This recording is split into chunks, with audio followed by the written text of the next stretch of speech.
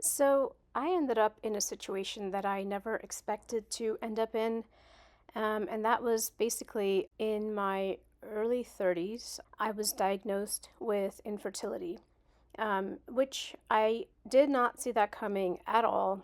I figured, I was healthy. I was still, relatively young. Like 31, 32. I didn't think I would have any problems conceiving.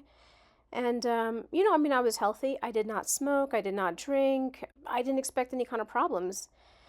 But as it turns out, I did end up having infertility. We were trying for about 2 years, and for 2 years. And, I did not get pregnant, right?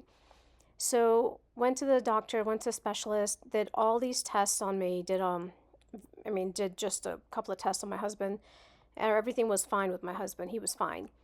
But with me, all the tests came back, pretty bad. They were all pretty bad. I ended up having DOR, which is Diminished Ovarian Reserve, and it was pretty awful.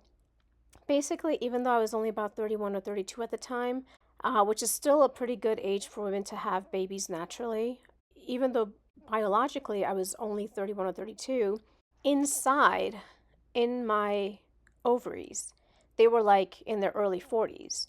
So, for whatever reason, my insides, my reproductive organs had aged. They were like a decade older.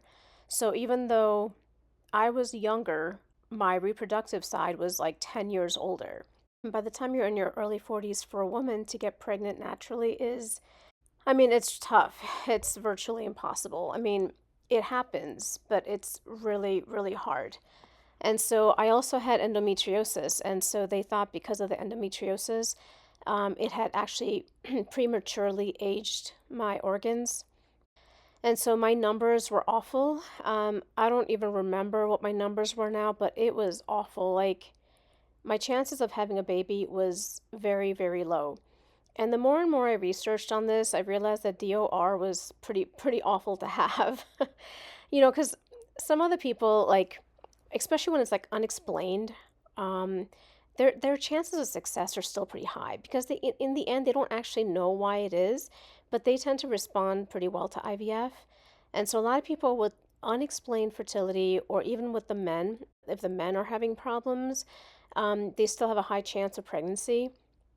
But with the DOR situation, your chances of pregnancy are pretty low.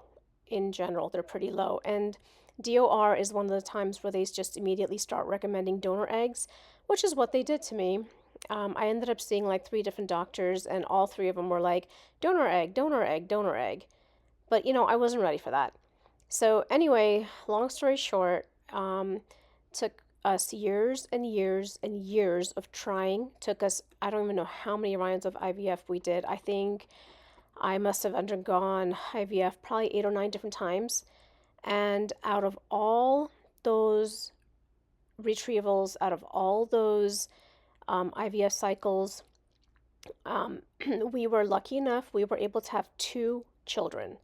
I had, we had our first one, and then we had our second one, and we had 2 biological children. So thankfully, even with such a grim diagnosis as DOR, I was able to actually have 2 biological kids.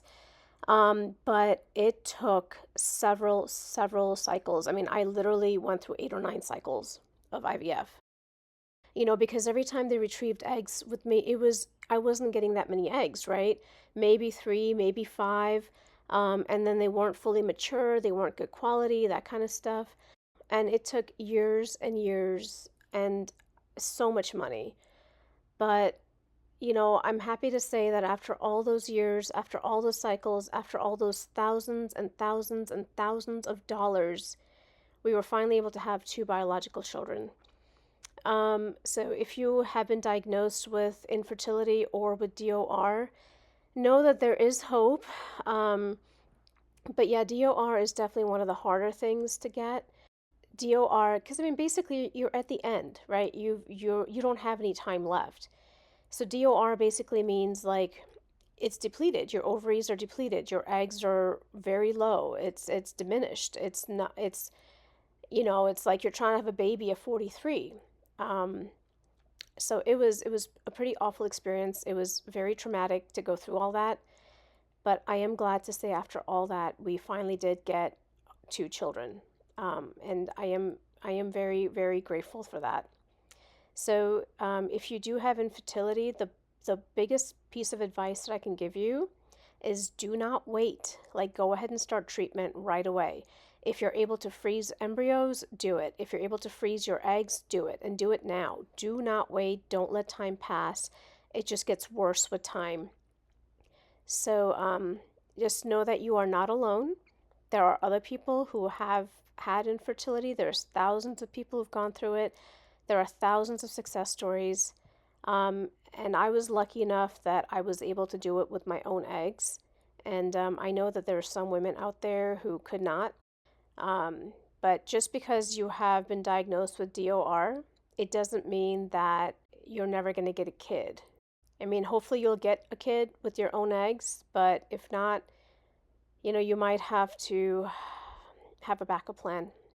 And just know that you are not alone, and just don't give up. Because even if you are not able to have a child with your own eggs, there are other options out there. And so don't give up.